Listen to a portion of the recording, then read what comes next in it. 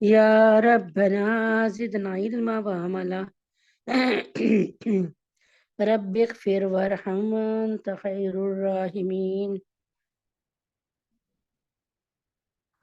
رب اغفر وارحم وانت خیر الراحمین رب اغفر وارحم وانت خیر الراحمین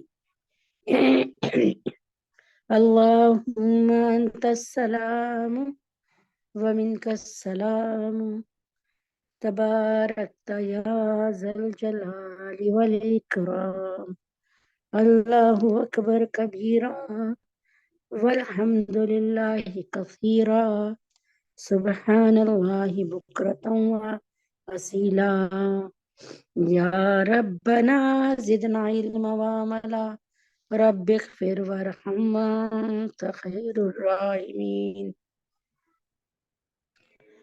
امید ہے کہ آپ سب خیریت سے ہوں گے، ایمان کے بہترین درجے میں چل رہے ہوں گے. اللہ تبارک تعالیٰ آپ سب کو اپنی پناہ خاص میں رکھے اور اللہ تعالیٰ آپ کو وسیع رزق عطا فرمائے، برکت والا رزق عطا فرمائے، وسیع رزق عطا فرمائے. آپ کی جان مال عزت آبرو، آپ کے رزق کی ہر طرح کی حفاظت فرمائے اور اللہ تعالیٰ بد نظری سے آپ کو محفوظ رکھے، ہر قسم کی وبا سے، بلا سے، جادو ٹونے سے، بوزی عبادت سے، مہلک بیماری سے آپ کی حفاظت فرمائے. یہ دعائیں خاص الخاص دعائیں ان کی نظر جو پہلے آ کر بیٹھ جاتے ہیں، وہ مستفید ہو جاتے ہیں اور روزانہ ایک جیسی دعائیں اللہ تعالیٰ کے حضور روزانہ مانگنا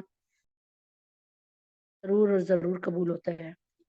شروع کرتے ہیں وہاں سے جہاں سے میٹنگ کو کل چھوڑا تھا. اللہ کے حکم سے اللہ تعالیٰ آپ کی جان مال ایمان برکت عطا فرمائے. اللہ تبارک تعالیٰ آپ سب پہ اپنا کرم کرے. اللہ تبارک تعالیٰ آپ سب کو اپنی جناب میں قبول اور منظور فرمائے. اللہ تعالیٰ آپ سب کو کبھی اکیلا نہ چھوڑے. کہ اعلان ہے کہ اب ٹائم بھی تھوڑا سا آگے جا رہا ہے.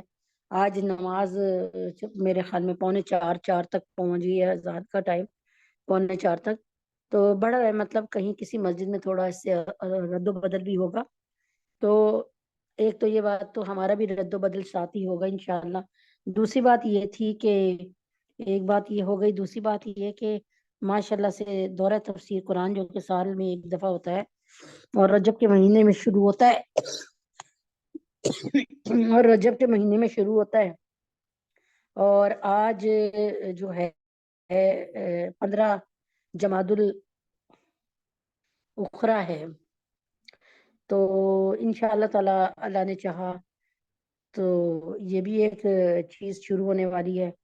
تو آپ نے کیا کرنا ہے، یعنی جمادی الثانی جو ہے 15 اس کی تاریخ ہو گئی، تو اس کا مطلب 15 دن بعد، تقریباً 14 دن بعد، 15 دن بعد، اللہ کمی پیشی کو معاف کرے. کیونکہ آپ کو پتہ ہے سائٹ آف مون سے چلتا ہے، یعنی جو قمری مہینہ سے ہم چلتے ہیں نا.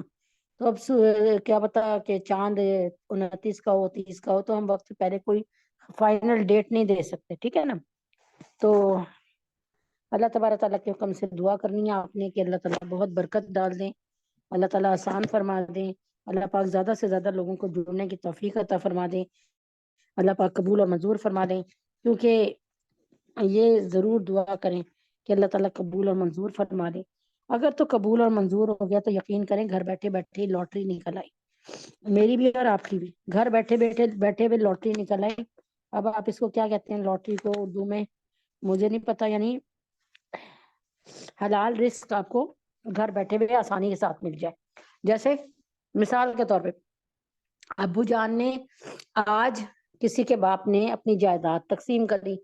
اب آپ کو اس کی بڑا جائیداد ہے، آپ کے ہاتھ میں 1 کروڑ روپے آ گیا. ایک مثال ہے کہ آپ ان کی بیٹی ہیں، آپ کے ہاتھ میں 1 کروڑ روپے آ گیا جائیداد کی تقسیم پر. تو یہ آسان رزق اور حلال رزق ہے نا، گھر بیٹھے ہوئے آرام سے مل گیا. تو اللہ تعالیٰ کے لیے کوئی مشکل نہیں ہے کہ اللہ تعالیٰ کسی کون سا ذریعہ بنا دے آپ کو دینے کا. اللہ ذریعوں کے، اللہ اس اسباب کے، اللہ وسائل کے محتاج کہیں سے بھی نہیں ہے. بسم اللہ الرحمن الرحیم۔ نبی اکرم صلی اللہ علیہ وسلم کا ارشاد ہے کہ جو شخص دو نمازوں کو بلا کسی عذر کے ایک وقت میں پڑھے وہ کبیرہ گناہوں کے دروازوں میں سے ایک دروازے پر پہنچ گیا۔ مثال کے طور پہ اس کو یوں سمجھاؤں، ابھی بیٹھی ہوئی ہوں، میں چائے پی رہی ہوں، نماز پڑھ چکی ہوں، میں صرف سمجھانے کو کہہ رہی ہوں، نماز تو الحمدللہ پڑھ کر آتی ہوں، لیکن میں نے کہا ابھی نہیں پڑھتی، تھوڑی دیر بعد پڑھ لیتی ہوں، تھوڑی دیر پڑھتی ہوں، تھوڑی دیر بعد پڑھ لیتی ہوں، اچھا جی ٹھیک ہے۔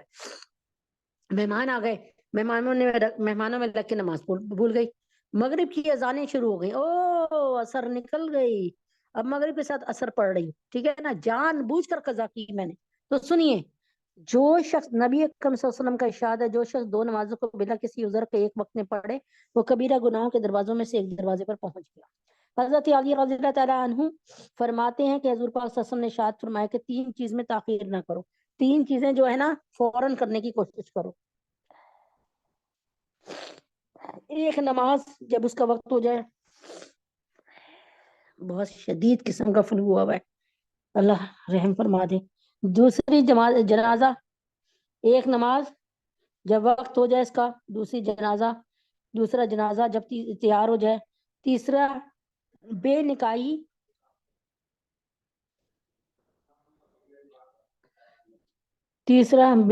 عورت جب اس کے جوڑ کا خاوند مل جائے، یعنی فوراً نکاح کر دینا۔ بہت سے لوگ جو اپنے آپ کو دیندار بھی سمجھتے ہیں اور گویا نماز کے پابند بھی سمجھتے ہیں، وہ کئی نمازیں معمولی بہانے سے، سفر کا ہو، دکان کا ہو، ملازمت کا ہو، گھر آ کر اکٹھی پڑھ لیتے ہیں، یہ گناہ کبیرہ ہے۔ ایک منٹ،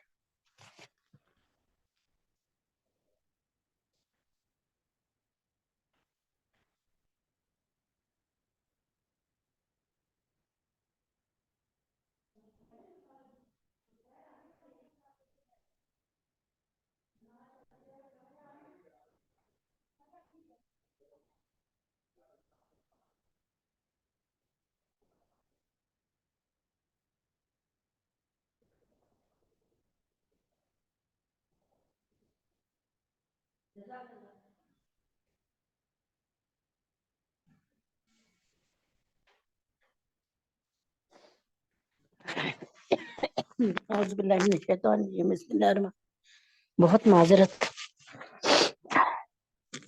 تو یہاں پر گویا نماز کے پابند بھی سمجھے جاتے ہیں، وہ کوئی نماز، یعنی یہاں اللہ کے نبی صلی اللہ علیہ وسلم فرما رہے ہیں، بہت سے لوگ جو اپنے آپ کو دیندار بھی سمجھتے ہیں، گویا نماز کے پابند بھی سمجھے جاتے ہیں کہ بڑے نماز کے پابند ہیں، وہ کئی نمازیں معمولی بہانے سے، سفر کا ہو، دکان کا ہو، ملازمت کا ہو، گھر آ کر اکٹھی ہی پڑھ لیتے ہیں۔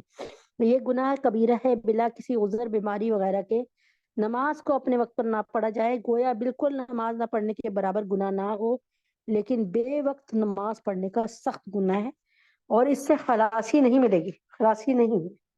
یعنی سمجھ گئے نا آپ لوگ؟ ایک یہ ہے کہ دیکھیں، میں آپ کو اس کی مثال یوں بتاتی ہوں کہ اللہ نہ کرے کبھی ایسا ہو، اللہ کا شکر ہے الحمدللہ، آپ یقین کریں 5 وقت کی نمازی بنیں گے نا تو خدا کی قسم آپ یقین کریں، میں کسی صحابی کا ذکر نہیں کر رہی، میں کسی ایسے بندے کا ذکر نہیں کر رہی جو اللہ تعالیٰ کے ہاں بہت مقبول ہو اور یعنی جیسے نبی ہوں کوئی، لیکن میں آپ کو صرف ایک بات، صرف تحدیث بن نعمت بتا رہی ہوں کہ اکثر نماز کے لیے اللہ تبارک تعالیٰ، میں نے آپ کو پہلے بھی بتایا کہ اکثر نماز کے لیے اللہ تبارک تعالیٰ کے حکم سے جو ہے، اکثر نماز کے لیے اللہ تعالیٰ کے حکم سے یہ ہوتا ہے کہ کبھی کوئی مچھر آ جائے گا تنگ کرنے کے لیے، کبھی کوئی آواز آ جائے گی۔ ایک دفعہ تو حالانکہ نماز کے وقت میں کوئی پرندہ نہیں آ سکتا، لیکن ایک دفعہ تو ایسا ہوا ہے کہ پرندہ آ کر کھڑکی پر شیشے کے اس پہ چوچے مارنا شروع ہو گیا، ٹھیک ہے۔ تو اللہ تبارک تعالیٰ بڑے رحیم ہے، رحمان ہے، وہ یہ دیکھتے ہیں کہ یہ میرا بندہ اگر پکا نمازی ہے نا، تو آپ کے ساتھ بھی ایسے 72 واقعات ہوئے ہوں گے کہ آپ کی نماز، یعنی آپ نے خواب میں دیکھا کہ آپ گرنے والی ہو گئی، آپ کی آنکھ کھلی، آپ نے نماز پڑھ لی، ہے نا۔ ایسے بہت سے واقعات ہوتے ہیں انسان کے ساتھ، اور یہ نہیں کہ صرف میری زندگی میں، آپ لوگوں کی زندگی میں بھی ہوتے ہوں گے۔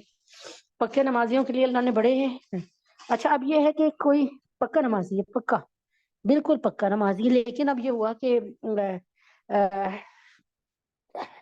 نیند آئی، سو گیا، جیسے بالفرض ایک مثال ہے، اس وقت کام کر کے تھک گئے आप अभी लेटे हैं, दोपहर की नमाज पढ़ के नींद आ गई, एक ऐसे, अब तो आपको पता ना एक नमाज में दूसरे नमाज में घंटे का ही फर्क है, तो आप सोती रह गई और अगली नमाज का अजान हो गई। तो जब आप पक्की नमाजी हैं और आप ने सोचा कि मैं बस अभी उठती हूँ, 5 मिनट 10 मिनट नैप ले लूं और उठती हूँ, और आपका पक्का इरादा है कि भाई मैंने तो पढ़नी ही पढ़नी है नमाज, तो याद रखें कि अगर आप बिल्कुल आपका दिल ये है कि आपने पढ़नी है, लेकिन उसमें अगर कोई हेर फेर हो गई तो अल्लाह तबारक ताला बड़े कदरदान है, अल्लाह ताला अदा नमाज का सवाब देंगे। हाँ, इसमें एक उलमाए दिन कहते हैं, आपने जैसी आंख खुली ना, जैसी आंख खुली आप उसी वक्त भागे, और यकीन करें आपकी जिंदगी में भी ऐसा होता होगा, वक्त आता होगा कि बाज़ दफा आंख खुली फजर का वक्त, हाय अल्लाह, पर्दा हटा के देखा, अल्लाह ये तो काफी हद तक रोशनी हो गई, लो मारे गए मारे गए मारे गए। लेकिन मेरे साथ भी कई दफा होता है, ओ यार मारे गए, आज तो नमाज निकल गई। अच्छा, जल्दी से ना सोचा कि अभी थोड़ा सा छुटपुटे का वक्त है, यानी हल्की सी अंधेरी है, ठीक है, जल्दी से गए, बकाया कोई सी बाथरूम की टॉयलेट हैबिट के कोई कुछ नहीं किया, बस जल्दी से ठंडे पानी से गर्म पानी से जो भी उस वक्त अवेलेबल हुआ, आपने जल्दी जल्दी नमाज पढ़ ली। और उसके बाद जो है वो क्या कहते हैं, पता चला कि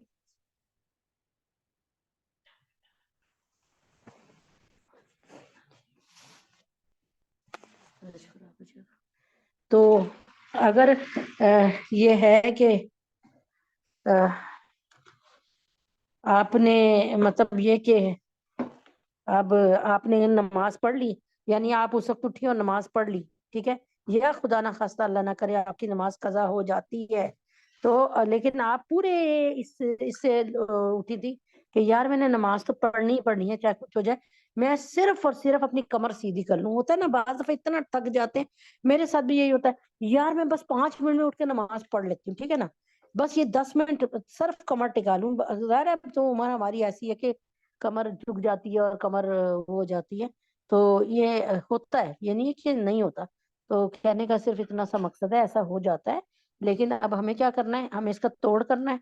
अच्छा, अल्लाह ताला क्या फरमाते हैं ये भी सुन लें, ऐसा शख्स जो पक्का नमाजी है, पक्का नमाजी, यानी जिंदगी रहे ना रहे नमाज जरूर रहे, वो वाला साहब जैसे आप लोग हो गए इंशाल्लाह, तो अगर ऐसा शख्स पक्का नमाजी, ऐसा शख्स पक्का नमाजी जो है वो ऐसा शख्स जो पक्का नमाजी है, लेकिन उसके साथ होता यह है कि वो अभी सोया, यार अभी तो आधा घंटा में नमाज पढ़ लूंगी उठ के, जरूर पढ़ूंगी, बस 15 मिनट का मैं नैप ले लूँ, 10 मिनट का, लेकिन पता चलता है नैप नहीं, वो तो नींद हो गई आपकी, अच्छी खासी डेथ, वो कहते हैं ना डीप स्लीप हो गई आपकी।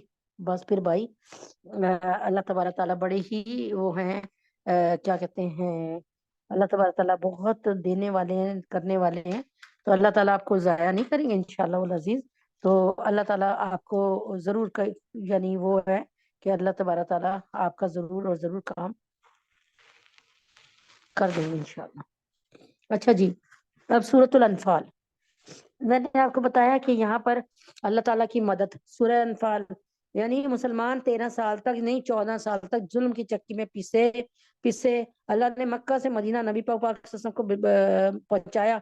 अल्लाह की कसम, मक्का से मदीना आते हुए मेरे नबी अकरम सल्लल्लाहु अलैहि वसल्लम, जैसे किसी माँ से उसका बच्चा छीन लो ना तो माँ मुड़ मुड़ देखती है ना, हमारे नबी पाक सब मुड़ मुड़ देखते रहे, जहां से पहाड़ों पे चढ़ते थे और जहां से उनको पता चलता था ना कि यहाँ से अब मुझे बैतुल्ला नजर आएगा, तो बैतुल्ला को देखते तो रोते थे और कहते थे मुझे तू बहुत अजीज है, लेकिन तेरे लोग मुझे रहने नहीं देते, है बैतुल्ला, मुझे तू बहुत अजीज है लेकिन तेरे लोग मुझे नहीं बसने देते, मुझे रहने नहीं देते। और नबी पाक सल्लल्लाहु अलैहि वसल्लम का रोना, अल्लाह तबारक ताला को ये रोना इतना पसंद आया, अल्लाह तबारक ताला को ये रोना इतना पसंद आया कि अल्लाह ताला ने भी एक नारा लगवाया।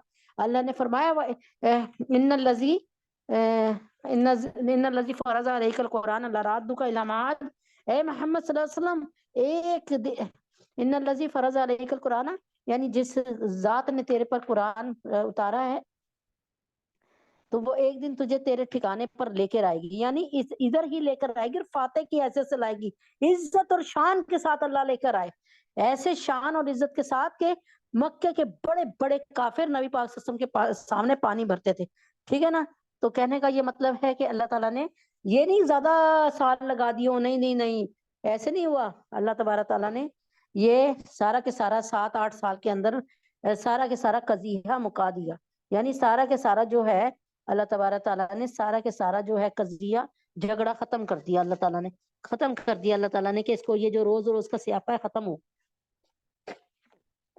اور نبی پاک صلی اللہ علیہ وسلم فاتح کی حیثیت سے ایک جیسے کہتے ہیں نا فاتح کی حیثیت سے کہ ایک کہاں مکہ میں رہنا مشکل اور کہاں جا مرضی مکہ میں پھریں, جو مرضی کریں جو مرضی کریں. لیکن یقین کریں میں نے پڑھا یا سنا کہ جب نبی اکرم صلی اللہ علیہ وآلہ وسلم نے مکہ فتح کیا تو نبی پاک صلی اللہ علیہ وسلم نے 4 اعلانات کیے. پہلا اعلان, گھر کے اپنے دروازے بند کر لو, ٹھیک ہے, تم میری پناہ میں ہو گیا. یعنی گھر کے دروازے بند کر لیے کہ ہم آپ سے لڑنا نہیں چاہ رہے. ٹھیک ہے نا. ایک بات لڑائی کے ارادے سے نکلے تھے نا, پتہ نہیں 17,000 پتہ نہیں کتنے ہزار کا لشکر لے کے نکلے تھے نا. دوسرا کام کیا کرو, حرم میں پناہ لے لو, آ کے تم میری پناہ میں ہو, یعنی اللہ کی پناہ میں ہو. تیسری بات, ابو سفیان کے گھر میں پناہ لے لو, ابو سفیان کے گھر میں پناہ لے لو. اب لوگوں کو پتا تھا ابو سفیان تو ہمارا ہے, یعنی ابو سفیان, لوگوں کو کیا پتا تھا کہ ابو سفیان تو ہمارے ہیں, کہیں اور نہیں جا رہے, ابو سفیان تو ہمارے ہیں. کیا کس کے ہیں؟ ابو سفیان ہمارے ہیں. تو ابو سفیان کے گھر میں پناہ لینے سے کیا مراد ہے کہ یعنی اگر تم اللہ تعالیٰ کے نبی اکرم صلی اللہ علیہ وسلم کیا بتانا چاہ رہے تھے, ابو سفیان اس وقت دنیا کے یعنی مکہ کے سب سے بڑے, ابو سفیان اس وقت مکہ کے سب سے بڑے وہ تھے, کیا کہتے ہیں, سردار تھے, یعنی سب سے بڑے سرداروں میں سے نا ایک سردار تھے. یہ کس کے؟ یہ حضرت ہندہ کے میاں صاحب تھے, حضرت امیر معاویہ رضی اللہ تعالیٰ عنہ کے وہ تھے والد صاحب, والد محترم. اب ایک دن پہلے آئے تھے تو نبی پاک صلی اللہ علیہ وسلم نے اعلان یوں فرمایا کہ اگر تم میں سے کوئی اپنے گھر کے دروازے بند کر لے وہ بھی پناہ میں آ گیا, جو شخص حرم میں آ جائے وہ بھی پناہ میں آ گیا. تیسری بات, جو شخص ابو سفیان کے گھر میں پناہ لے لے. تو نبی پاک صلی اللہ علیہ وسلم کا طریقہ, ذہانت کا طریقہ دیکھے, یہ والی بات نہیں کی او ابو سفیان ہمارے ہو گئے ہیں اب وہ مسلمان ہو گئے, یہ نعرے بازی نہیں کی, بلکہ کہا اگر ابو سفیان کے گھر میں پناہ لوگے تو وہ بھی اس میں بھی تم پناہ میں آ جاؤ گے. اب کیا ہوا, اب یہ ہوا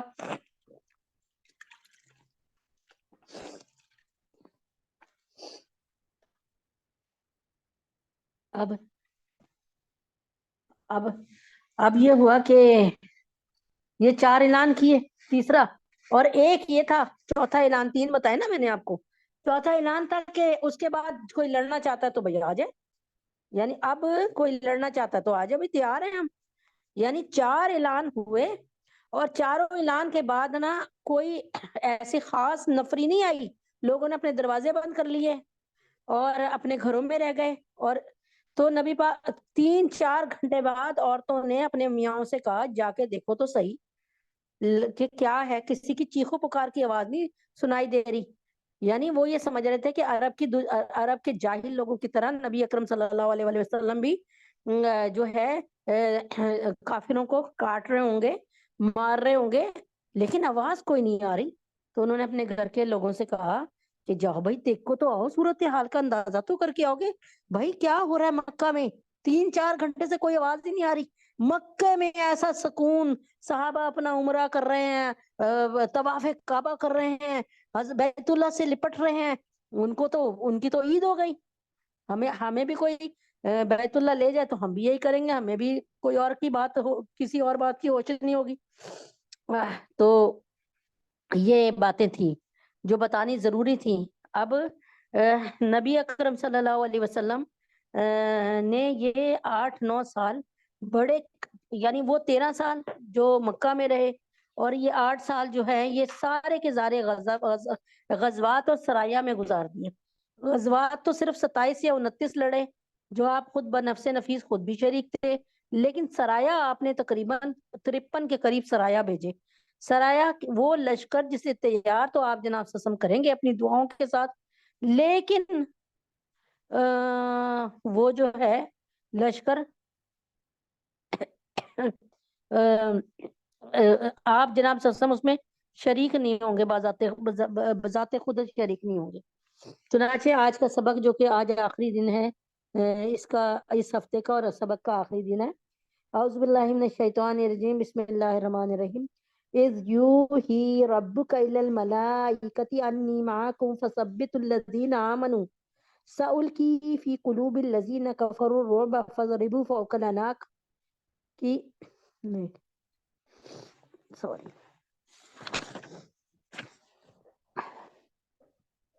اعوذ باللہ من الشیطان الرجیم، بسم اللہ الرحمن الرحیم۔ یہاں پہ اللہ تبارک تعالیٰ یہ فرما رہے ہیں کہ کما خرجک ربک من بیتک بالحق وان فریقا من المؤمنین لکارہون، جیسا آپ کے رب نے آپ کے گھر سے یعنی مدینے سے مصلحت کے ساتھ آپ کو روانہ کیا، اور مسلمانوں کی ایک جماعت اس کو گراں سمجھتی تھی، یعنی مسلمانوں کی جماعت یہ چاہ رہی تھی کہ اللہ تعالیٰ نے دو میں سے ایک پارٹی پر جب ہم کو فتح دینے کا وعدہ کر لیا ہے تو بھائی ہم آسانی کو کیوں نہ چنیں، ہم پہلے آسانی کو چن لیں پھر مشکل کو چن لیں، یعنی پہلے ہم جا کر حضرت ابو سفیان کے لشکر کو لوٹ لیں، 50,000 دینار مل جائیں، اور پھر ہم کیا کہتے ہیں ابو جہل کے لشکر سے لڑیں تاکہ ہمارے پاس پیسے بھی آ جائیں اور 1,000 اونٹ بھی آ جائیں، گھوڑے بھی آ جائیں، تو یعنی ہمیں فائدہ ہو جائے گا نا۔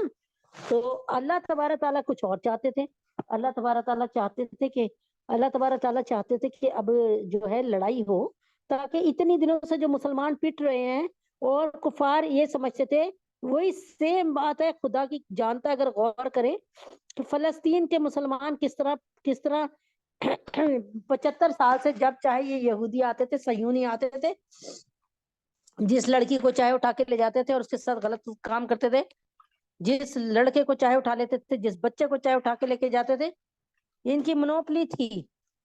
لیکن 75 سال بعد یہ زندگی میں پہلا موقع آیا جب اللہ تبارک تعالیٰ نے الحمدللہ رب العالمین یہ کام کیا۔ بے شک بہت زیادہ وہ ہو رہی ہیں، اموات ہے، سب کچھ ہے، 20-21 ہزار تک اموات پہنچ گئی، لیکن جیسے کہ ایک عورت نے خواب میں دیکھا کہ شروع میں جنگ کے کہ وہ بہت روئی کہ اس سے طرح اس کا بیٹا یا پتہ نہیں کون مر گیا ہے، تو نبی اکرم صلی اللہ علیہ وسلم کو مسجد اقصیٰ میں انہوں نے بیٹھے ہوئے دیکھا، انہوں نے اپنا خواب بیان کیا کہ میں نے دیکھا کہ نبی پاک صلی اللہ علیہ وسلم مسجد اقصیٰ میں بیٹھے ہوئے اور مسجد اقصیٰ میں بیٹھے ہیں، اور نبی پاک صلی اللہ علیہ وسلم کے ساتھ ایک بہت بڑی جماعت ہے۔ نبی پاک صلی اللہ علیہ وسلم سے اس نے شکایت کی کہ یا رسول اللہ دیکھیں گے کیا ہو رہا ہے، آپ کے نبی نے فرمایا یہ بہت بڑی کامیابی ہے، شہادت ہے، ذالک فوز العظیم، یہ بہت بڑی یعنی کامیابی ہے، ایک دفعہ نہیں، 2 دفعہ نہیں، 3 دفعہ ہوا، تینوں دفعہ اللہ کے نبی نے فرمایا ذالک الفوز العظیم، یہ بہت بڑی کامیابی ہے، یہ جو شہادتیں ہو رہی ہیں نا یہ بہت بڑی کامیابی ہے، شہادت ہے مطلوب مقصود مومن، نہ مال غنیمت نہ کشور کشائی، دو عالم سے بیگانہ کرتی ہے دل کو، عجب چیز ہے لذت آشنائی۔ تو کہنے کا کیا مقصد ہے، حضرت محمد صلی اللہ علیہ وسلم یعنی اب اللہ تعالیٰ چاہ رہے تھے کہ ایسا مارکا ہو، اب کفار کو پتہ چل جائے کہ جو تمہارا سامنا ہے نا کسی ایسے ایمی شیمی پارٹی سے نہیں ہے، ان کے ساتھ سچی معنی میں اللہ تعالیٰ کی مدد اور نصرت ہے، اور دیکھو سنبھل کر آنا، تمہارے ٹکڑے ٹکڑے کر دیے جائیں گے، سنبھل کر آنا، تمہارے ٹکڑے ٹکڑے کر دیے جائیں گے، اور اللہ تبارک تعالیٰ نے یہ چیز الحمدللہ کر کے بھی دکھا دی۔ تو یہ اسلام کا پہلا معرکہ تھا، اور چاہ رہے تھے اللہ تعالیٰ کہ یہ لوگ بھیڑے، چنانچہ یہاں پہ میں نے آپ کو بتایا جیسا آپ کے رب نے آپ کے گھر سے یعنی مدینہ سے مسجد کے ساتھ آپ کو روانہ کیا، مسجد کہتی کہ بھائی اٹھو، ابو سفیان کے لشکر کو پکڑ لو، قافلے کو، 60 قریشیوں پر 300 لوگ بڑے آرام سے حاوی ہوتے، کیونکہ آپ کو پتہ یہ تعداد تقریباً 6 گنا بڑھ جاتی ہے، ٹھیک ہے، 60 پہ اور یعنی 3-4 گنا یعنی زیادہ بن جاتی ہے نا، تو مسلمان زیادہ تھے اور کفار کم تھے، لیکن اللہ تعالیٰ تو کسی اور کوئی اور سوچ رکھ کے بیٹھے ہوئے تھے. آپ چاہ رہے تھے کہ وہ قافلے، یعنی ابو جہل تو ابو سفیان تو نکل گئے، انہوں نے جو دوسری پارٹی کو بلایا ابو جہل کی کہ لڑو آ کے، مسلمانوں کا قلع کما کرو، ختم کرو نعوذ باللہ نبی پاک صلی اللہ علیہ وسلم کو، اور ختم کرو نعوذ باللہ مسلمانوں کو.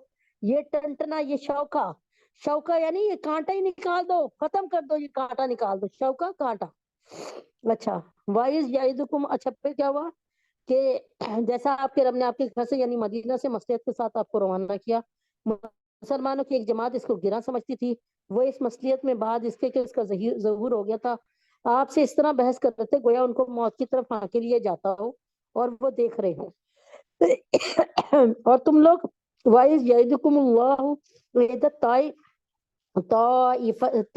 طائفتین انہا لکم وتودون ان غیر ذات الشوکتی تکون لکم ویرید اللہ ان یحق الحق بکلماتہ ویقطع دابر الکافرین لیحق الحق ویبطل الباطل ولو کرہ المجرمون. اچھا اب کیا ہوا، جیسا آپ کے رب نے آپ کے گھر سے یعنی مدینہ سے مصلحت کے ساتھ آپ کو روانہ کیا، اور مسلمانوں کی ایک جماعت اس کو گراں سمجھتی تھی، یعنی بڑا بوجھ سمجھ رہی تھی، نہیں وہ صحیح نہیں سمجھ رہی تھی، وہ طبیعت بھاری سمجھ رہی تھی، وہ اس مصلحت میں بعد اس کے کہ اس کا ظہور ہو گیا تھا، آپ سے اس طرح بحث کرتے گویا ان کو موت کی طرف ہانک کے لیے جاتا ہے اور وہ دیکھ رہے ہوں. اور تم لوگ اس وقت ایک یاد کرو جبکہ اللہ تعالیٰ تم سے ان دو جماعتوں میں سے ایک کا وعدہ کرتے تھے کہ تمہارے ہاتھ آ جائے گی، اور تم اس تمنا میں تھے کہ غیر مسلح جماعت یعنی تجارتی قافلہ جو ہے تمہارے ہاتھ آ جائے، تمہیں لڑنا نہ پڑے. اور اللہ تعالیٰ کو یہ منظور تھا کہ اپنے احکام سے حق کا حق ہونا ثابت کر دے. میں نے آپ کو بتایا تھا نا کہ کیا کہتے ہیں اس کو، اللہ رحم کرے، کیا کہتے ہیں اس کو، یہ ابو جہل جو ہے وہ خانہ کعبہ کے پردے کو پکڑ کر یہ کہہ کے آیا تھا اللہ تعالیٰ آج، اللہ کو تو مانتے تھے، سات بتوں کو بھی مانتے تھے کہ آج حق حق ہو جائے، یعنی حق ظاہر ہو جائے، یعنی آج پتہ چل جائے لوگوں کو کہ حق جماعت کون سی ہے، تو حق کو ظاہر کر دیجئے. تو آج اس کو یوم الفرقان بنا دیجئے. اللہ تعالیٰ بھی چاہ رہے تھے کہ حق اور باطل کو علیحدہ علیحدہ کی جائے، یعنی یہ پتہ چل جائے، کیونکہ یہ نبی اکرم صلی اللہ علیہ وسلم کے لیے بکواس کرتے تھے کفار کہ یہ محمد صلی اللہ علیہ وسلم ہمارے درمیان میں ایسا آیا ہے جس نے اپنوں کو اپنوں سے جدا کر دیا، بیٹے کو مسلمان بنا لیا، بیٹا گھر سے چلا گیا باپ سے لڑ کر، یعنی باپ نے اس کو نکال دیا، اور بھائی کو بھائی سے جدا کر دیا، بیٹے کو بیٹے سے جدا کر دیا. تو کیا کہا انہوں نے کہ یہ ایک پتہ نہیں کیا نیا مذہب لے کے آ گیا، اور نیا مذہب لے کر آیا، اور اس نے کیا کیا کہ اب اس نے جو سینکڑوں سال کی بت پرستی ہے اس کے خلاف یہ اتنا لوگوں کو کر چکا ہے، اور ایک اللہ کی طرف دعوت دے رہا ہے. اور اس کا مطلب جو اس کا مطلب یہ ہے کہ اس نے اپنوں کو کاٹ کے رکھ دیا، نعوذ باللہ نعوذ باللہ ثم نعوذ باللہ. اب نبی پاک صلی اللہ علیہ وسلم نے اپنوں کو کاٹا نہیں رکھا، کاٹ کے نہیں رکھا، اللہ تعالیٰ کے نبی اکرم صلی اللہ علیہ وسلم تو جنت کا راستے پہ لے کے جا رہے تھے سب کو، آپ تو کسی کو بھی کاٹ نہیں رہے تھے. لیکن کم عقلوں کو، عقل کے کوروں کو کیا پتا کہ نبی پاک صلی اللہ علیہ وسلم نے کیا کیا. آپ نے تو پکی پکی جنت کا وہ دیکھے نا، وہ قبائل جو ایک دوسرے کا منہ نہیں دیکھتے تھے، اوس و خزرج میں اتنی لڑائیاں ہوتی تھیں کہ علامہ الحفیظ آپس میں بنتی ہی نہیں تھی اوس و خزرج میں. لیکن جب نبی پاک صلی اللہ علیہ وسلم آئے تو ساتھ ملے تو الحمدللہ رب العالمین پھر ایسی بنی کہ نبی پاک صلی اللہ علیہ وسلم کے ہاتھ پہ لبیک کیا، اور الحمدللہ رب العالمین پھر تو ایک دوسرے کے ایسے ہوئے کہ وہ کہتے ہیں نا، اللہ تعالیٰ کے نبی فرماتے کہ یہ آپس میں کیسے ہیں، آپس میں اتنی محبت ہے ان میں، اور دشمن کے لیے بھاری ہیں. تو الحمدللہ رب العالمین. اور اللہ تعالیٰ نے صاف فرما دیا کہ محمد صلی اللہ علیہ وسلم، اور ہمیں بھی بتانے کے لیے کہ ہمیں بھی بتا دیا کہ یہ جو محبت ہے نا، اگر تم ڈالنا چاہتے ہیں ان کے دلوں میں تو کبھی بھی نہ ڈال سکتے. یعنی جو محبت میں نے انصار کے دل میں تمہاری پیدا کر دی کہ انہوں نے اپنی کھیتیاں، اپنے گھر، اپنی جائیدادیں، اپنے مملوک अपने क्या कहते हैं नौकर, अपने अपने नौकर, अपने गुलाम, अपनी, यहाँ तक के हजरत अब्दुल्ला इब्न मसूद रजी अल्लाह तआला अन्हु का वाकया है कि एक जो सहाबी उनके साथ जो अंसारी का उनके साथ मवाखात हुआ था ना, भाईचारा, उन्होंने कहा मेरी दो बीवियां हैं, जिस तुम देख लो जिसको तुम कहते हो मैं उसको तलाक दे देता हूँ, तुम उसके साथ शादी करो। तो उन्होंने कहा मुझे ये सब कुछ नहीं चाहिए, मुझे बाजार ना मुझे तुम्हारी को मदद चाहिए, मुझे बाजार का रास्ता बताओ। तो कहने का ये मतलब है कि भला कोई ऐसे कर सकता है किसी के साथ कि कहे जी मैं मेरी दो बीवी हैं और मैं उसको में से जिसको तुम पसंद करते हो उसको मैं तलाक दे देता हूँ। ऐसी मोहब्बत अल्लाह ताला फरमाते कुरान में, तुम चाह के भी नहीं इनके अंदर डाल सकते थे, ये तो मोहब्बत मैंने डाल दी। मैंने तुम्हें एक शीरो शक्कर कर दिया, मैंने तुम्हें एक जान बना दिया अंसारियों को और मुहाजिरीन और अंसार को, ठीक है।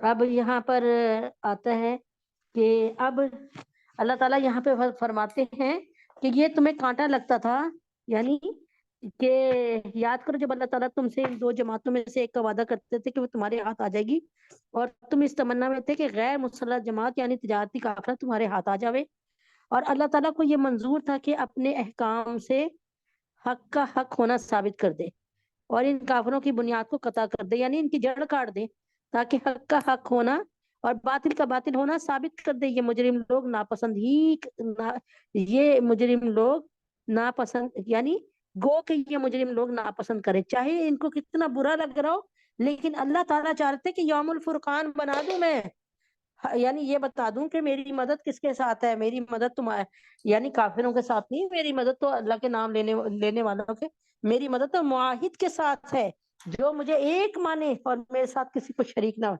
ये कहते थे ये कहते थे लात ओज़ा मनात जो है ये बिलाशुबा बुत है, लेकिन अल्लाह ताला अपनी जगह सालिम है, लेकिन ये बुत जो है अल्लाह के साथ मिलकर पूरी निजाम हुकूमत का पूरी पूरी दुनिया का निजाम हुकूमत संभालते हैं, यानी अल्लाह ताला नाउजुबिल्लाह अकेले नहीं कुछ कर सकता।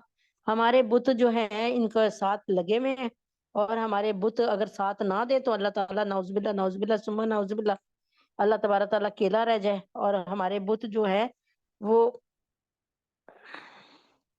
हमारे बुत ना हो, हमारे बुत ना साथ दें तो फिर कुछ भी नहीं हो सकता।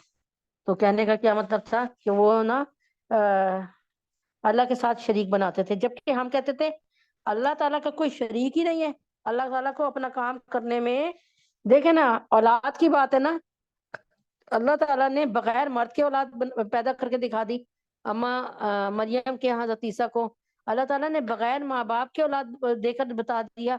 हजरत आदम अलैहिस्सलाम को अल्लाह ताला ने बगैर माँ के औलाद देकर बता दिया। अम्मा हवा अम्मा मरियम अम्मा जो है हवा अम्मा हवा को, तो अम्मा हवा को जो हमारी माँ थी उनको जो है हजरत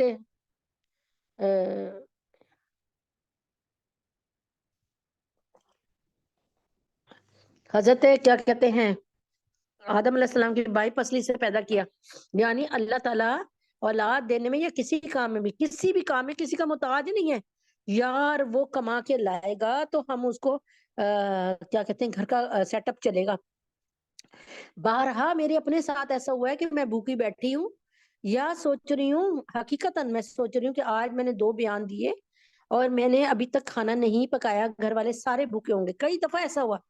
और अल्लाह तबारक ताला जानता है कि अल्हम्दुलिल्लाह रब्बिल आलमीन के घर पहुंची तो पता चला कि बेटी ने ये निहारी बना के भेजी है या साग बना के भेजा है या फला जगह से बिरयानी आ गई है।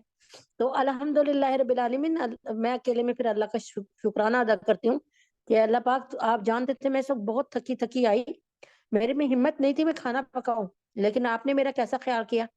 तो अल्लाह ताला तो इतना सभी एहसान अपनी जात पे नहीं लेते कि मैंने अगर किसी जगह बयान कर दिया है तो अल्लाह ताला उसका भी एहसान अपनी गर्दन पे नहीं लेते। तो जो शख्स अल्लाह तबारक ताला के लिए अपनी जान की कुर्बानी देने को तैयार हो जाए, अपने माल की कुर्बानी देने को तैयार हो जाए, अपने बहन भाइयों की कुर्बानी देने को तैयार हो जाए, अपने अहले खाना को छोड़ने को तैयार हो जाए, आप मुझे बताएं कि उसका रुतबा अल्लाह के यहाँ क्या होगा। ये थोड़ा सा सोचें इसको, उसका रुतबा अल्लाह के यहाँ क्या होगा।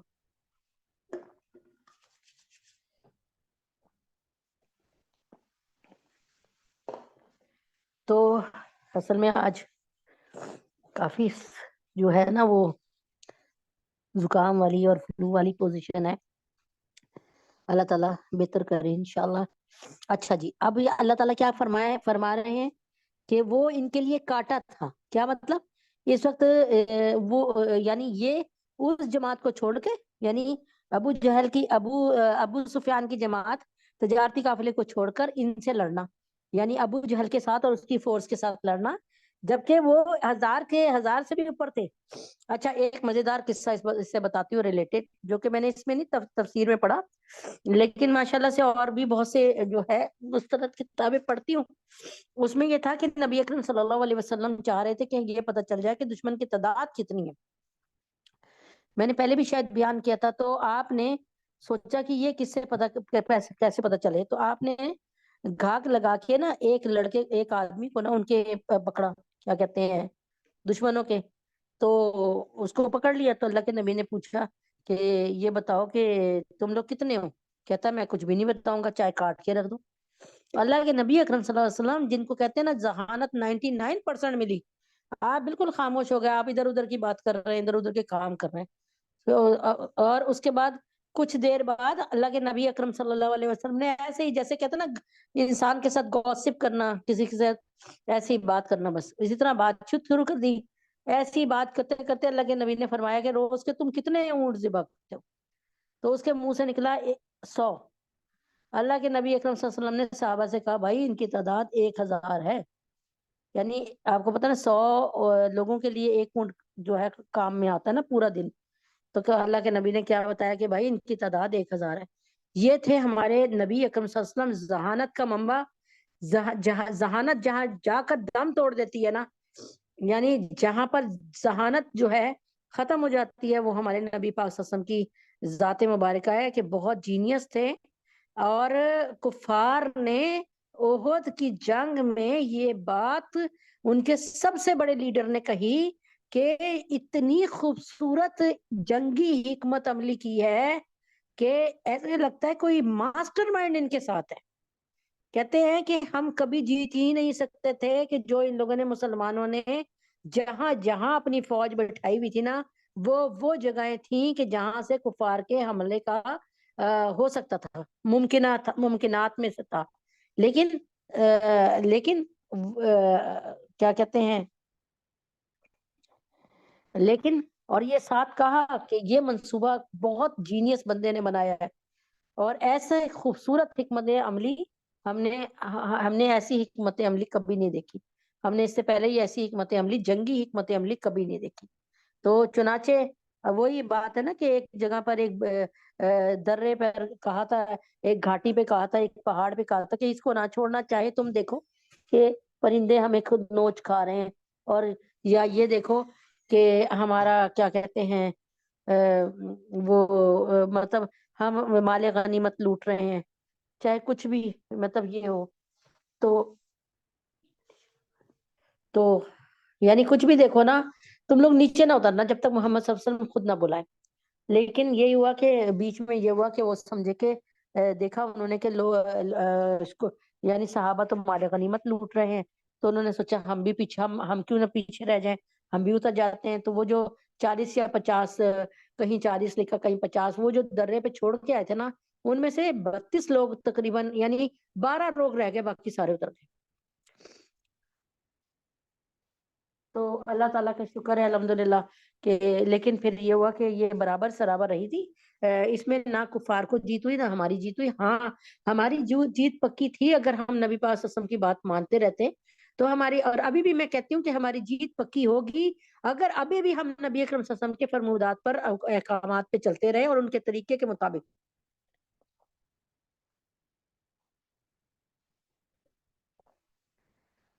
تو امید ہے کہ آپ کو بات ساری سمجھ آ گئی ہوگی. تو اب یہ اس کا یعنی نبی پاک اللہ تعالیٰ فرما رہے ہیں کہ تم سارے کے سارے یہ چاہتے تھے کہ تم سارے کے سارے یہ چاہتے تھے کہ ہم لڑائی نہ کریں, بلکہ لڑائی کی جگہ اس قافلے کو پکڑ لیں جو کفار کا لشکر آ رہا تھا.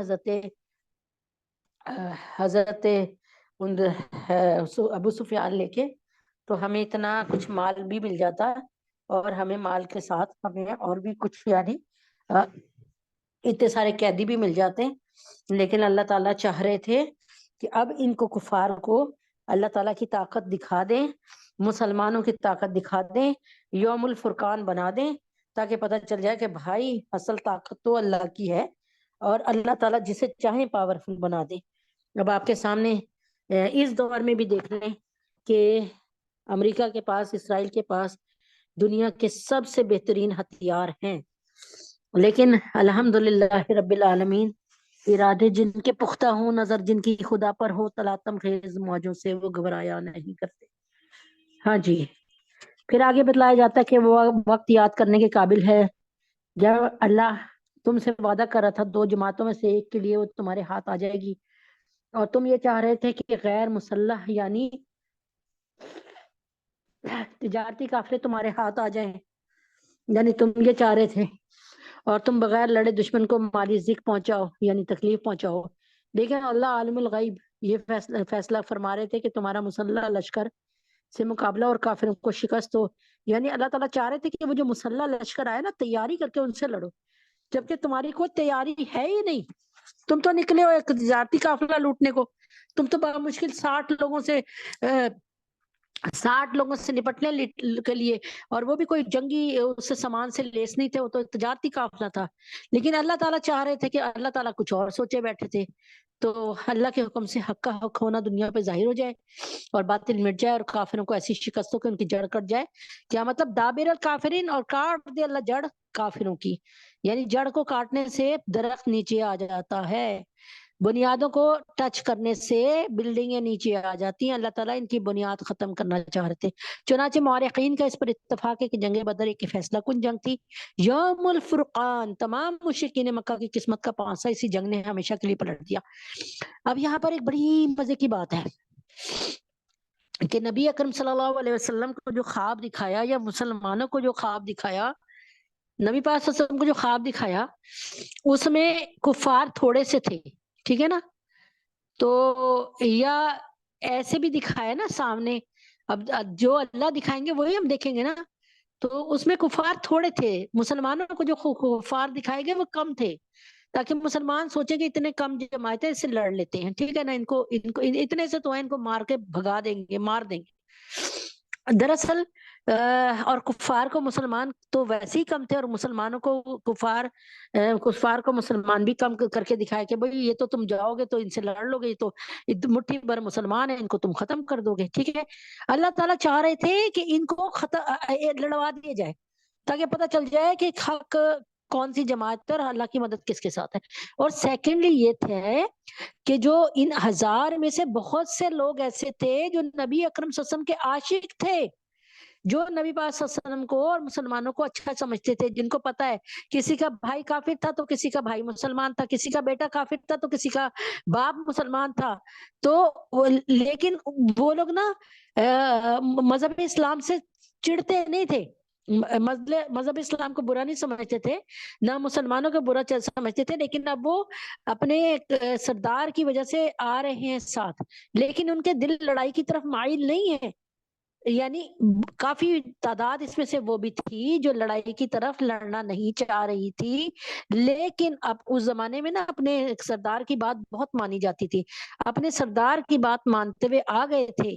تو اس بات کو بھی رکھیں کہ اللہ کے نبی کو کا خواب سچا ہے، جو اللہ نے دکھایا کہ یہ تھوڑی سی جماعت ہے، یعنی اس میں سے اکثر لوگ نا لڑنا ہی نہیں چاہتے، وہ ان کو پتا ہے کہ ہمارے رشتے دار بہت اچھے ہیں، صرف ایک اسلام کو بدلنے پر انہیں مارنا نہیں چاہیے، ٹھیک ہے نا۔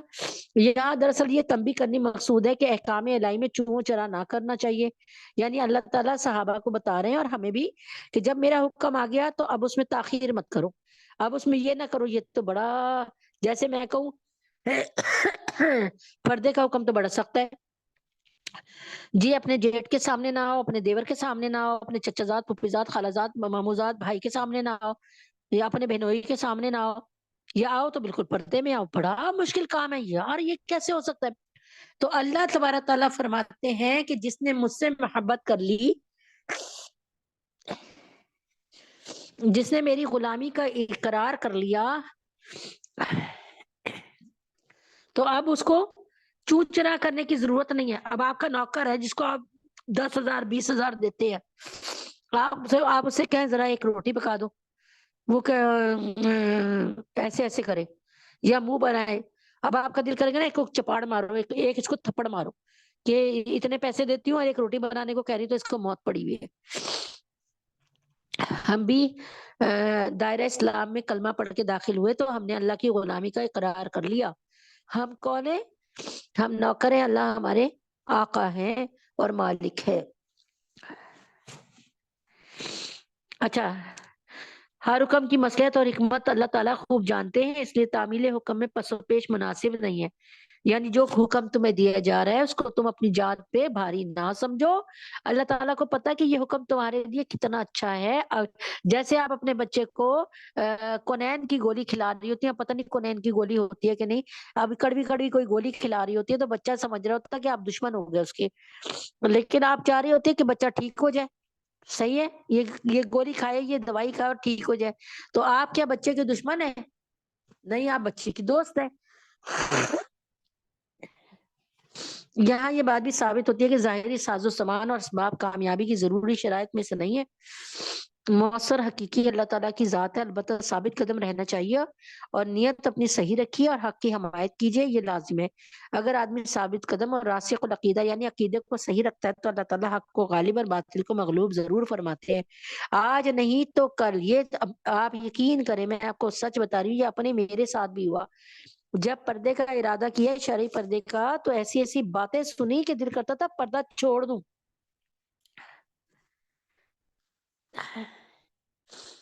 جب اس طرف آئی تو وہ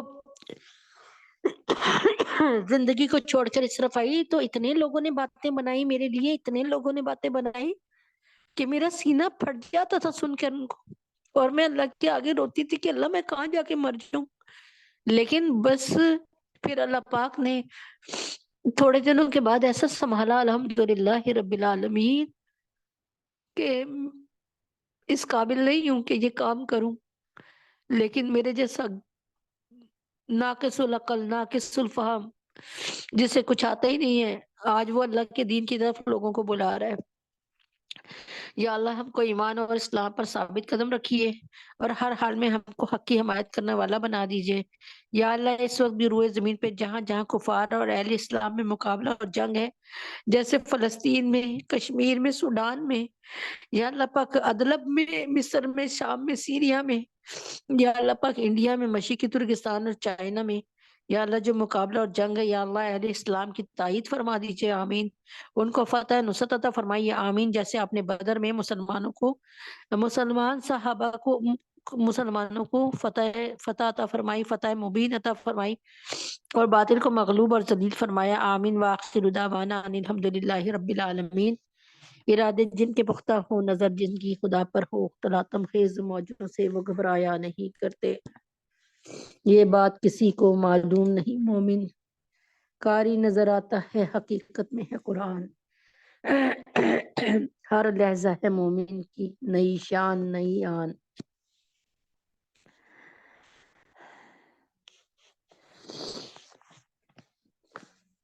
آج کیونکہ جمعرات کا دن ہے, اعوذ باللہ من الشیطان الرجیم, بسم اللہ الرحمن الرحیم. موت کی تیاری, کل نفس ذائقۃ الموت. ہر جی نے, ہر جان نے, ہر ایک نے, ہر ایک نے, ہر جی نے, ہر جان نے موت کا مزہ چکھنا ہی چکھنا ہے. جو آیا ہے وہ جائے گا ضرور, جو آیا ہے وہ جائے گا ضرور. آج تک نہ کوئی بیٹھا رہا ہے اور نہ بیٹھا رہے گا. جو اس دنیا میں آیا ہے جاندار, جو جاندار اس دنیا میں آیا ہے اس کو جانا ضرور ہے. آج نہیں تو کل اور کل نہیں تو پرسوں, تو جانا ضرور ہے. یہ نہیں ہو سکتا کہ جو شخص دنیا میں آئے وہ کہے کہ اب میں نے یہاں سے جانا نہیں ہے. آج تک یہ قانون ایسا نہیں. اگر دنیا میں رہنے کا اختیار کسی کو ہوتا تو وہ انبیاء کو ہوتا, لیکن میرے لحاظ سے 1 لاکھ, آپ کے لحاظ سے 1,24,000, کیونکہ لوگ اکثر 1,24,000 کہتے ہیں. بار بار کہتی ہوں کہ بائبل عقائد میں 1,00,000 انبیاء کا ذکر ہے. تو 1,00,000 یا 1,24,000 انبیاء کبھی نہ دنیا سے جاتے اور دنیا ہی میں رہتے، اور آج بھی ہم اپنے نبی پاک صلی اللہ علیہ وسلم کے ہاتھ پہ کلمہ پڑھ رہے ہوتے ہیں. لیکن موت ایک ایسا کڑوا سچ ہے جس کو، یعنی ایسا کڑوا سچ ہے کہ جس کو ہر شخص کو پینا پڑتا ہے. بہرحال موت سے کسی کو فرار نہیں ہے، کیونکہ آج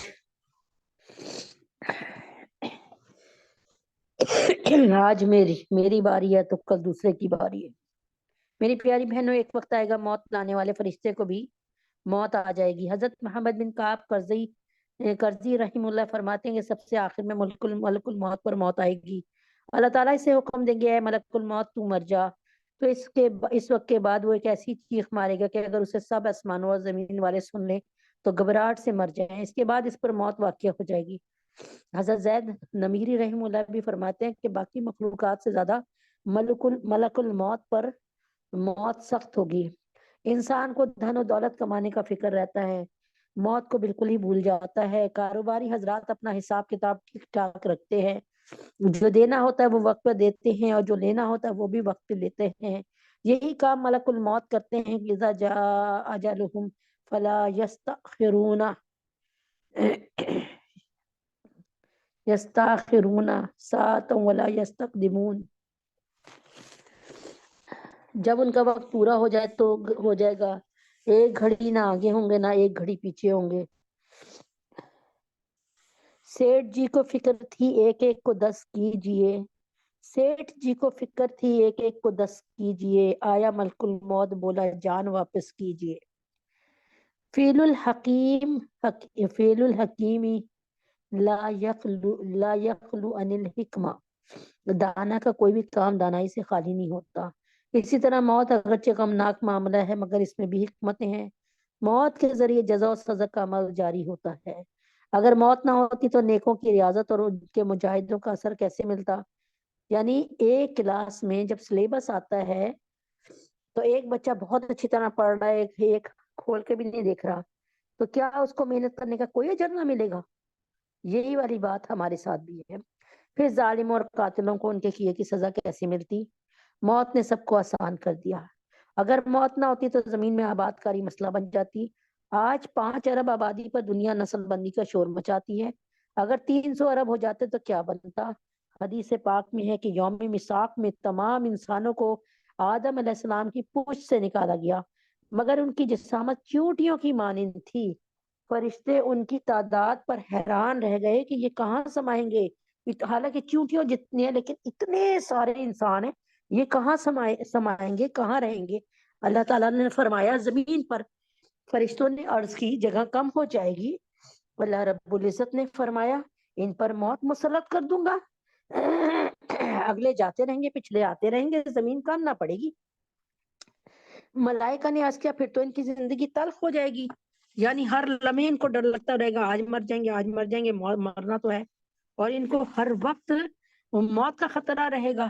اللہ رب العزت نے ارشاد فرمایا میں ان پر امیدوں کو مسلط کر دوں گا، یعنی یہ والا گھر بنا لوں، وہ والا کر لوں، پھر میں نیک بن جاؤں گا، پھر میں حج کر دوں گا، پھر میں نیکی کروں گا.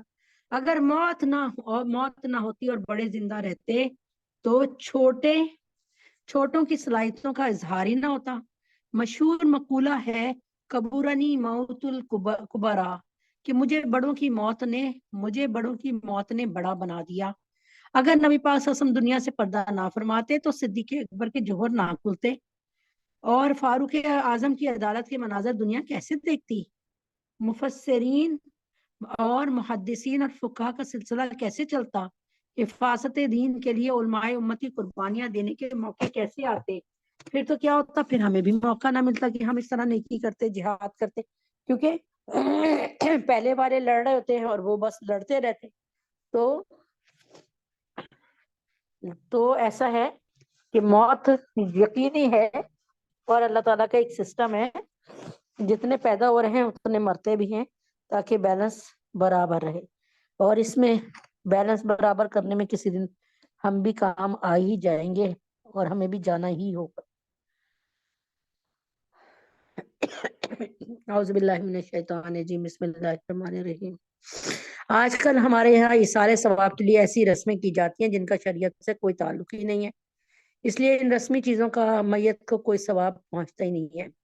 بعض گھروں میں جمعراتیں ہوتی ہیں، بہت سے لوگ تیجا کرتے ہیں، یعنی کل بعض لوگ ساتاں 10واں 20واں 40واں برسی کرتے ہیں.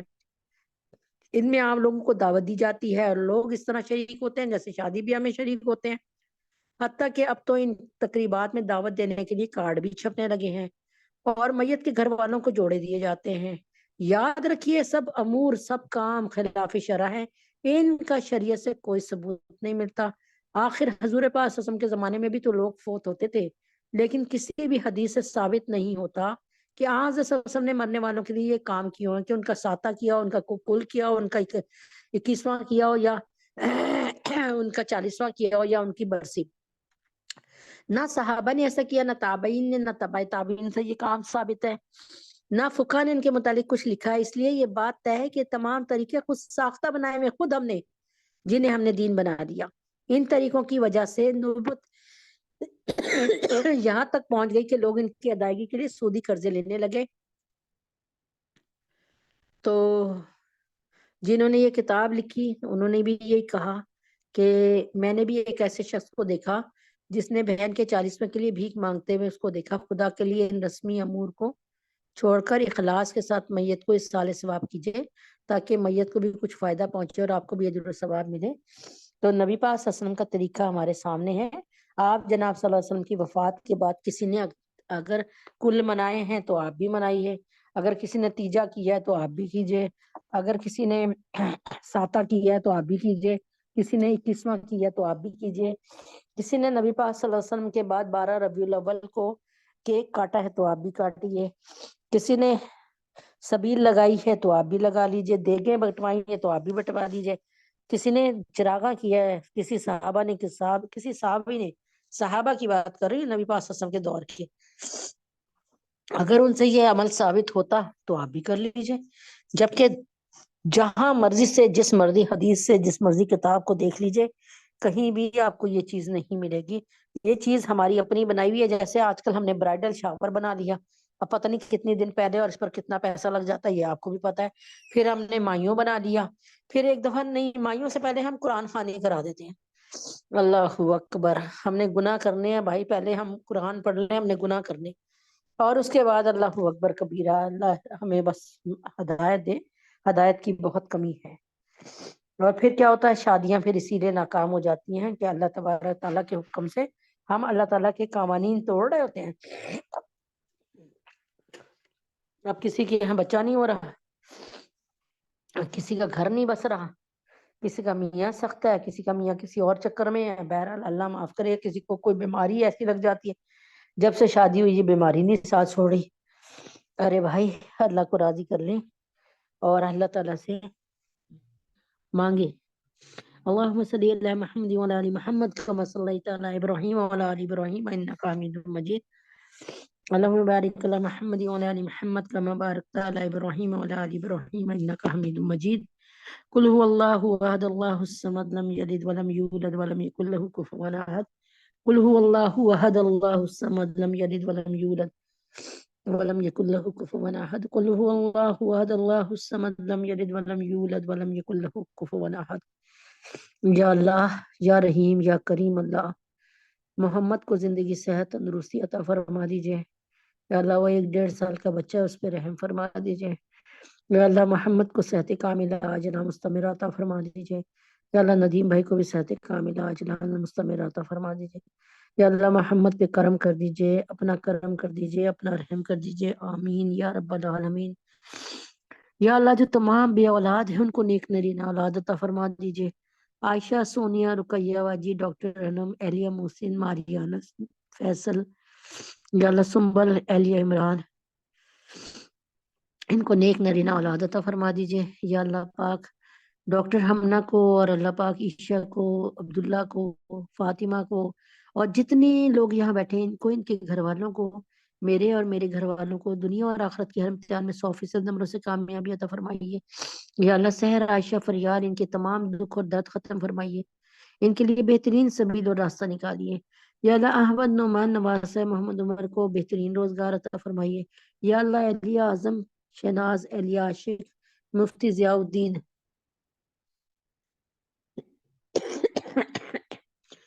مفتی ضیاء الدین عامر صاحب اہلیہ رفیق کو اللہ تعالیٰ بہترین اپنا گھر عطا فرما دیجیے۔ یا اللہ پاک تمام علماء حق علماء دین، مفتی تقی عثمانی، مفتی حسن صاحب کو، اور اللہ پیر ذوالفقار نقشبندی صاحب کو، حضرت جی کو، پیر مولانا فضل الرحمان اور فضل الرحیم صاحب کو، تمام علماء کرام، علماء ہند، علماء پاکستان کو یا اللہ پاک ہدایت زندگی صحت تندرستی عطا فرما دیجیے۔ یا اللہ پاک عمیر کو، ندیم بھائی کو، نازیہ اندلیب کو، طلحہ کو، اشفاق صاحب کو، حضرت جی کو، عبداللہ اہلیہ حسین کو، شازیہ عائشہ معظم نازیہ جہانگیرہ حمید حسن مومنہ عائشہ جنید حمزہ سنبل عنایت عادل نرگس باجی، ان سب کو ان کے گھر والوں کو صحت ایمان کے ساتھ صحت کاملہ عاجلہ مستمرہ عطا فرمائیے۔ یا اللہ امت محمد صلی اللہ علیہ وسلم کی ساری بیٹیوں اور بیٹوں کے لیے حفصہ فاطمہ جویریہ سدرہ سبحانہ حفصہ سجاد بن شفیفہ بنات سرور فخر عبد المتین سعدیہ نظام کے لیے، زینب منتہا کے لیے، ختیجہ شائستہ نمرہ کے لیے، مہتاب ندا مصباح عمر، ان سب کو کی شادی بہترین اور اچھی جگہ پہ جلد فرما دیجیے۔ اللہ پاک جو رشتے آئے ہوئے ہیں ان کو بہترین طریقے سے اللہ تعالیٰ، اگر وہ ہم سب کے حق میں بہتر ہیں تو اللہ پاک ان کو جو ہے آگے بڑھا دیجیے اپنے کرم سے، اپنے فضل سے، اور اگر نہیں صحیح لوگ تو اللہ پاک جہاں جو نیکی ہے، جہاں اللہ تبارک تعالیٰ خیر اور کامیابی ہے وہاں سے ملا دیجیے، رشتہ جوڑ دیجیے۔ یا اللہ ہم سب کے گناہوں کو معاف فرما دیجیے، خطاؤں کو درگزر فرما دیجیے۔ یا اللہ میری طبیعت تھوڑی خراب ہے، اس کو بھی رحم فرما دیجیے۔ یا اللہ ہم سب کے گناہوں کو معاف فرما دیجیے، ہم سب کی خطاؤں کو درگزر فرما دیجیے۔ یا اللہ پاک فلسطین کے مسلمانوں پر اپنا رحم کر دیجیے۔ یا اللہ فلسطین کی مسلمانوں پہ، حماس پہ اور اللہ پاک حوثیوں پہ اپنا رحم فرما دیجیے۔ یا اللہ فلسطین کے اور اللہ پاک سوڈان کے، اللہ پاک انڈیا کے، چائنا کے، مشرقی ترکستان کے، یا اللہ پاک ادلب کے، مصر کے، یا اللہ پاک شام کے تمام مسلمانوں کو پر اپنی رحم کر دے اور ان کو حقیقی مومن بنا دے، ان کی جان مال ایمان اور عزت آبرو کی حفاظت فرما دے۔ یا اللہ پاکستان کو اسلام کا قلعہ بنا دیجیے۔ یا اللہ پاک یہ تمام کے تمام خود غرض حکمرانوں سے جان چھڑا دیجیے۔ یا اللہ پاک کوئی ایک بھی اسلام کے حق میں نہیں ہے، کوئی ایک بھی اللہ تعالیٰ پاکستان کو اسلام کا قلعہ بنانا نہیں چاہتا۔ اللہ کوئی عمر ثانی عطا فرمائیے، ایسا لیڈر جو کسی کے سامنے نہ جھکے اور نہ بکے۔ اللہ ہم سب کے گناہوں کو معاف فرما دیجیے، پاکستان کو اسلام کا قلعہ بنا دیجیے، پاکستان سے اور تمام دنیا سے بے حیائی مہنگائی کو غارت کر دیجیے۔ یا اللہ یا اللہ یا اللہ پاکستان کو اسلامی اخلاقی معاشی اور معاشرتی اور سماجی ترقی عطا فرما دیجیے۔ دشمنان اسلام اور دشمنان پاکستان کو غارت فرما دیجیے۔ یہود ہنود نصارہ مجوسی صابی نیتن یاہو کو اور اس کے معاونین کو، اس کی معاشیت کو غارت کر دیجیے، غارت کر دیجیے، غارت کر دیجیے۔ وصلی اللہ تعالی علی خیر خلقہ محمد وعلی آلہ وصحبہ اجمعین برحمتک یا ارحم الراحمین۔ سبحان ربک رب العزت عما یصفون وسلام علی المرسلین والحمد للہ رب العالمین۔ یا اللہ رحمت کی بارش فرما دیجیے، اللہم صیبا نافعہ رحمت کی بارش فرما دیجیے۔ یا اللہ اللہم صیبا نافعہ رحمت کی بارش فرما دیجیے۔ یا اللہ پاک اپنے حبیب پاک صلی اللہ علیہ وسلم کے طفیل میں دورہ تفسیر قرآن کو اپنے حبیب کے طفیل میں بہت آسان فرمائیے اور اس کو قبول فرما لیجیے گا۔ یا اللہ پاک اپنے حبیب کے طفیل میں اس میں برکت عطا فرما دیجیے گا۔ یا اللہ پاک ہم سب پہ رحم فرما دیجیے۔ یا اللہ طیب رزقان اور نیک حکمران جتنے بھی ہیں ان کی ہر طرح سے حفاظت فرمائیے اور ان کو زندگی صحت تندرستی عطا فرمائیے۔ وصلی اللہ تعالی علی خیر خلقہ محمد وعلی آلہ وصحبہ اجمعین برحمتک یا ارحم الراحمین۔ سبحان ربک رب العزت عما یصفون وسلام علی المرسلین والحمد للہ رب العالمین۔ آمین۔ السلام علیکم ورحمۃ اللہ وبرکاتہ۔